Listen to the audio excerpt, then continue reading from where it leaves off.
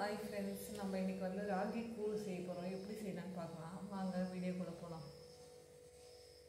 நம்ம வந்து இந்த கிளாஸில் வந்து ஒரு கிளாஸ் வந்து ராகி போடணும்.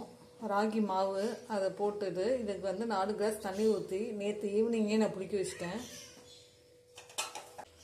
இது வந்து புளிச்சிருச்சு. நேற்று காலையிலே புளிக்க வச்சேன். இங்கே பாருங்கள், புளிச்சிருச்சு.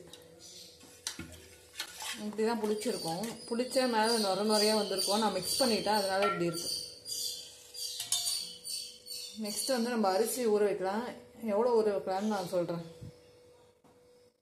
வந்து அதே கிளாஸில் வந்து நம்ம முக்கால் இருக்குது அரிசி.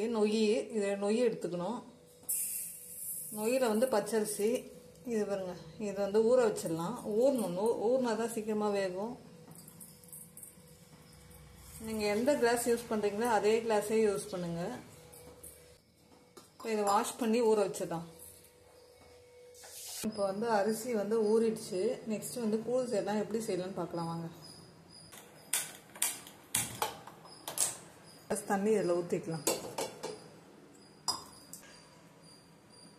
1 2 தண்ணி கொதிச்ச பிறகு நம்ம அரிசி போடலாம். ஊற வச்ச அரிசியை வந்து தண்ணி கொதிக்குது. அரிசி போட்டுக்கலாம்.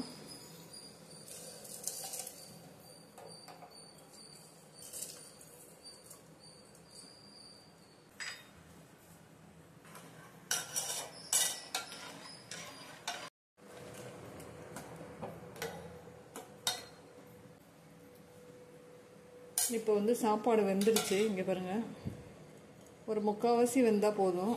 புளிக்க வச்ச கூழ் ஊற்றிக்கலாம். ஃபஸ்ட்டு நீங்கள் ஊற்றுறதுக்கு முன்னாடி நல்லா மிக்ஸ் பண்ணிங்க. மிக்ஸ் பண்ணிக்கிட்டு அதுக்கப்புறம் தான் ஊற்றணும். இப்படி நல்லா கை விட்டு இல்லைன்னா கரண்டியில் நீங்கள் மிக்ஸ் பண்ணிங்க. கட்டியாக இருக்கக்கூடாது அடியில். இப்போ இந்த மாதிரி மிக்ஸ் பண்ணிட்டீங்கன்னா தண்ணியாகிடும். இப்போ வந்து நீங்கள் ஊற்றலாம். வாங்க ஊற்றலாம். எப்படி ஊற்றலான்னு பார்க்கலாம். கொஞ்சம் கொஞ்சமாக ஊற்றிக்கிட்டே இருக்கணும். கிளறிக்கிட்டே இருக்கணும். பாருங்க, இப்படி கிளறிக்கிட்டே இருக்கணும்.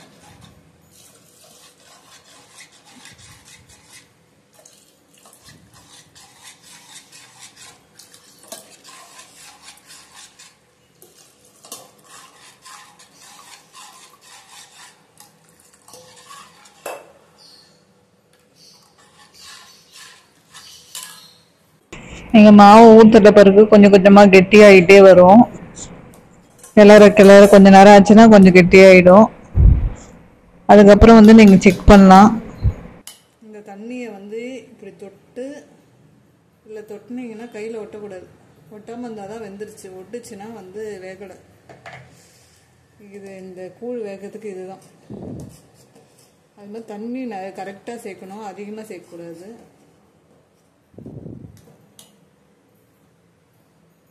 ஒரு கிளாஸ் அரிசிக்கு ஒரு கிளாஸ் மாவுக்கு 4 கிளாஸ் தண்ணி அதிலே ஊற்றி இன்னைக்கு காலையில் புளிக்க வச்சிங்கன்னா நாளைக்கு காலையில் செய்யணும். இல்லை ஈவினிங் செய்யலாம். மாவு புளிச்சிச்சுன்னா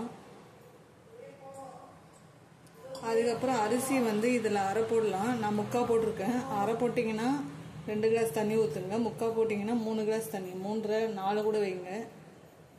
ஏன்னா அரிசி நல்லா வேகணும். முக்கால் பதமாக வேகணும். அப்புறம் வெந்த பிறகு இந்த மாதிரி கிளறிக்கிட்டே இருக்கணும், ஊற்றிக்கிட்டே.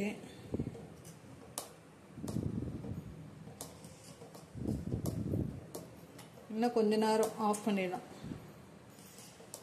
இதில் வந்து இது நொய்யும் வந்து கரெக்டாக இருக்கணும். கம்மியாக இருக்கக்கூடாது. மாவு மட்டும் அதிகமாக இருக்கக்கூடாது.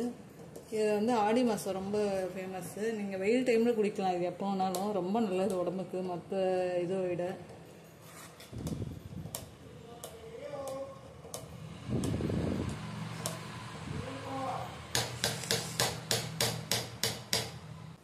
நீங்கள் ஹையில் வச்சிங்கன்னா வந்து அடி பிடிச்சிரும். ஸோ மீடியமாகவே வச்சு கிளறிகிட்டே இருக்கணும். அடி பிடிச்சதுன்னா வேஸ்ட்டாக போயிடும் முக்கால்வாசி கூழ். அடி வந்து பிடிக்கக்கூடாது. ஸ்மெல்லு வரக்கூடாது. கரெக்டாக இருக்கணும்.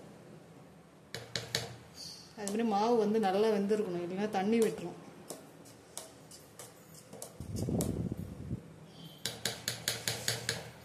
நீங்கள் வந்து இன்றைக்கி செஞ்சீங்கன்னா வந்து நைட்டு தான் ஆறும். காலையில் குடிக்கலாம். அது மாதிரி நேற்று ஈவினிங் செஞ்சிருந்தால் இன்றைக்கி காலையில் குடிக்கலாம். இப்போ செய்கிறோம்ல, நாளைக்கு குடிக்கலாம். ஏன்னா இது ஆறத்துக்கு நம்ம சுடக்கூழ் வந்து குடிக்கக்கூடாது. சில பேர் சுடக்கூழிக்கு குடிப்பாங்க, நாங்கள் குடிக்க மாட்டோம். பட் வந்து செஞ்சு அடுத்த நாள் தான் குடிக்கணும். அதில் தயிர், வெங்காயம், அப்புறம் என்ன வேணுமோ அதுக்கு தொட்டுக்கிட்டு சாப்பிட்லாம். நீங்கள் மாங்காய், ஊறுகாய், வத்தல், தயிர்,